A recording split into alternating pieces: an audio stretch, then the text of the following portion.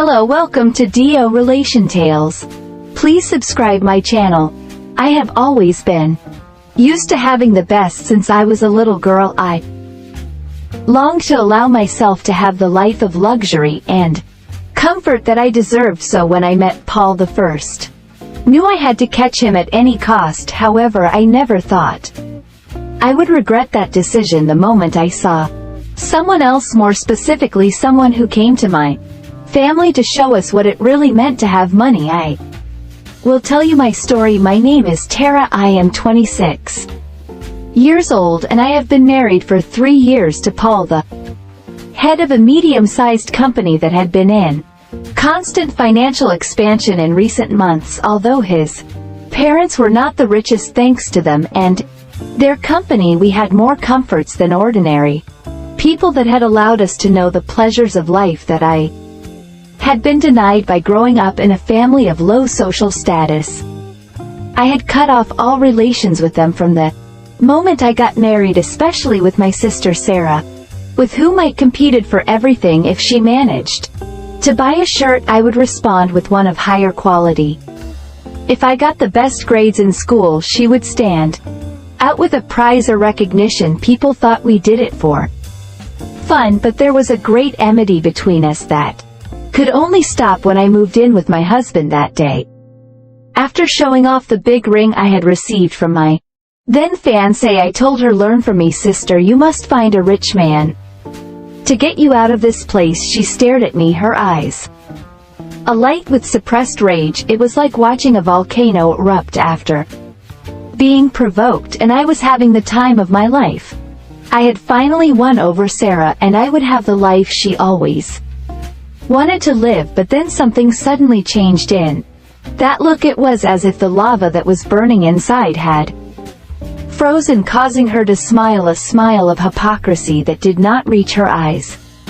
For a moment I felt the chill run through my entire body, shaking me from the inside. I couldn't know it at the time, but I had awakened a beast that had settled for small victories and was now willing to go for everything. "Of course, sister," she said, almost spitting out the last word. "I will learn from you. You'll see that I will get a man who is richer than your future husband." I swept her with my gaze, feeling like a winner in that moment. There was no way for Sarah to make any wealthy man fall in love with her appearance, because she was sure that I was the one who would come out the most favored with our genetics. I chuckled as I reached her face again, one that held resentment and hatred towards me.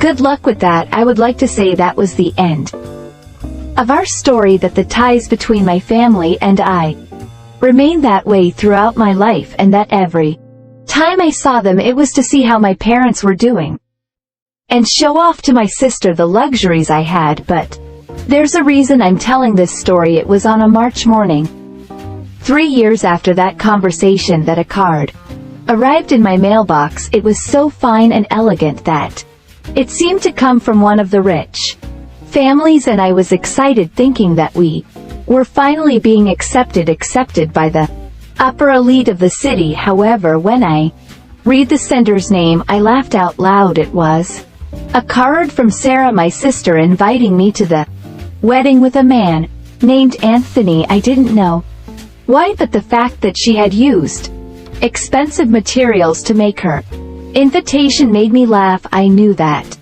she had no problem with pretending to make me see that her life was better than mine, but I had to accept that reaching that level was truly unfortunate. However, that was just the tip of the iceberg. Who was this Anthony? Why, she never had talked to me about him, even though we had met on a couple of occasions where I invited her to eat at a good restaurant. All of those were questions that invaded me at night, causing uncontrollable laughter as I remembered my sister's tricks to make me see that she had caught a great guy. That was why I agreed to help her choose her wedding dress, arriving earlier than usual to see how Sarah was losing theater she had put on. "Tara, I'm glad you could come," she exclaimed when she saw me arrive at a luxurious wedding dress boutique. I had fantasized about buying my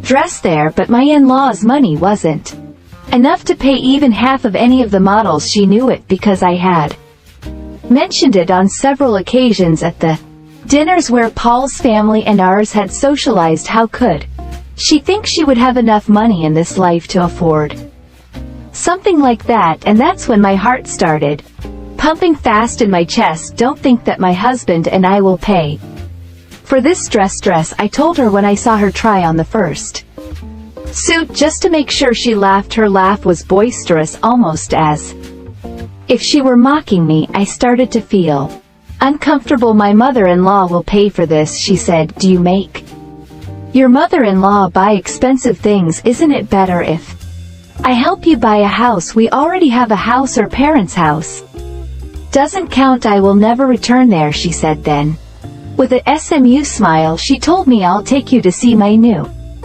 home. And at the same time, Anthony. 10 minutes later, I was following my own words in a corner of my mind. I was still hoping that this was a bad joke, since I knew the extent of it, and I knew that she was capable of doing anything to feel superior to me. But she was there in a large penthouse overlooking the city while she was embraced by Anthony, who had turned out to be the heir to the most important hotel complex in the country. At that moment, I realized that the worst nightmare I could have ever had was happening in front of my eyes. Sarah would marry a man wealthier than me, and therefore would be much richer. I should have seen it coming, but I underestimated my sister. Not content with that, Sarah implored me to be her maid of honor. Everyone might think that this was natural, since being sisters there would be no other better person for that position, but I knew she was doing it to spite me the same way I had done it 3 years ago when it was my turn. So for several months I ended up having countless encounters with the elite, except it wasn't as I expected. It was all thanks to my sister and her husband, my brother-in-law, who had included Paul and me in their closest circle. My husband was grateful to Sarah for having introduced him to Anthony, and that this was his letter of introduction, so that the humble company his family had would make its way among the richest in the city. But I hated that. I knew that for her this was simple charity, so every time I tried to deny her an invitations, Paul and I argued. I was neglecting our relationship. I knew it beforehand, but I couldn't think about anything else as anger and jealousy consumed me. Of course he was envious. He couldn't deny it, but it was something he wasn't going to admit to Sarah. I just wanted to be superior to her again. There had to be another way to be that way again, and I spent day and night thinking about the different ways I could achieve that goal, until it happened one day at one of those dinners with my husband's potential new partners. I noticed a particular gaze that had fallen on an area that only Paul had the right to observe so blatantly. I looked up to find Anthony blushing as he turned his head to pretend that he hadn't been spying on my body earlier. I tried to suppress a winning smile, but it was impossible. My mind was already plotting its revenge, because the light bulb that indicated an idea had already turned on inside my head. I had it. That was the way he would beat Sarah again and get a much wealthier man than the one she had. To be honest, I thought it would be much more difficult to get what I wanted. For this reason, at the beginning I had only dedicated myself to dressing more sensual than usual and making eye contact with him, so that he knew that in a certain way he reciprocated. And it was true. Anthony was handsome, more so than Paul, with an athletic, slim body and impeccable manners that made him look like a prince. I like that it made my job easier.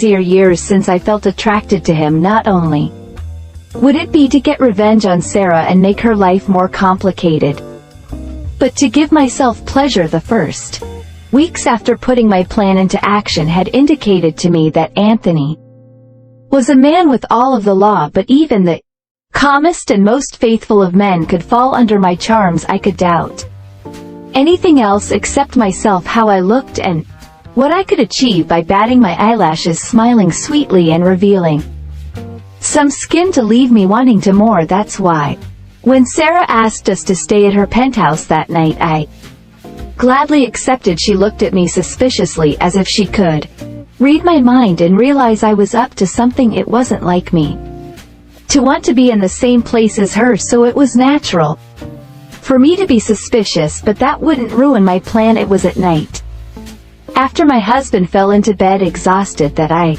dedicated myself to walking around the place, hoping to learn a little about Anthony's routine. My idea was simply to know the places he usually went to at night before going to sleep, so that on the next occasion I could break into them innocently. But a second time was not necessary, because upon entering his office I knew that he had caught the prey. "Tara, are you okay? I can help you with something." His face looked worried, but deep down I knew that his gaze was all over me, especially because of the nightgown I was wearing. "Actually, yes," I told him, locking the office door.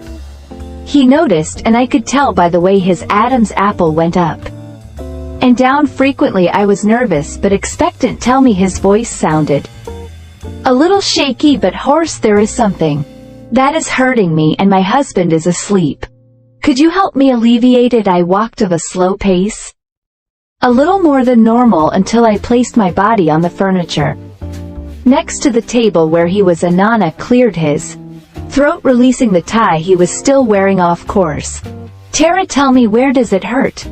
At that moment I put on my best scolded dog face and pointed to my neck. He hurried to meet me, coming around the table to end up in front of me. His hands quickly flew to the back of my neck, massaging that area. As the distance between our faces shortened there, I could feel his breath on my face, so warm that it was beginning to affect me. It was no longer just revenge. I had had so much fun that now my body was asking for a release, and I would give it to him. I got the impulse I needed and place our faces in a short kiss, then smiled innocently. I was sure he would buy that, but his frown alerted me for a moment. "Tara, we shouldn't do this. No one is going to find out," I whispered, although deep down I hoped it would happen. "Let Sarah know what I was about to do with her husband." "Sure, yes," I said, nodding and placing my hands on his neck. "You can trust me in that case," he said, whispering, "Don't make too much noise." As expected, Anthony and I continued seeing each other secretly from our partners. Sarah is suspicious, I know, because I know her more than she thinks, but she knows she can't say anything, not if she wants to continue living like a queen. For my part, Paul is so happy with the new investments he has received thanks to Anthony that he does not care to know why I am late, nor how I get the expensive gifts that I have been carrying lately without any shame. In the end, it seemed like we were all getting what we wanted, and that was what mattered, all thanks to my brother-in-law and I disappearing into the night to be together. Thanks for getting here. If you want to see more stories like this, don't forget to subscribe to the channel.